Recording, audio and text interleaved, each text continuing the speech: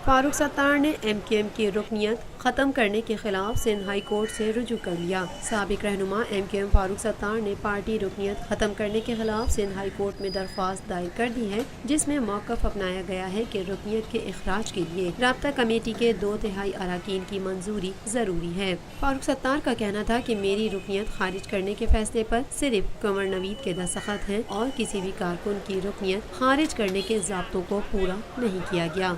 कि क्यों इन्होंने बुनियादी रुकनियत ख़त्म की, वो पूरा ऑर्डर उसूलन मेरा हक था कि मुझे कम्युनिकेट करें, नहीं किया तो मैं आज अदालत में आया हूँ तो अदालत मुझे दिला के देगी।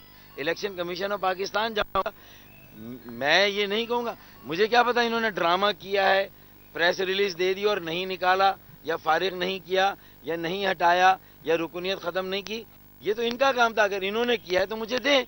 अब कोर्ट ने चूंकि कहा है कि लेना होगा तो फिर कोर्ट भी मंगवाएगी और मैं भी मंगवाऊंगा।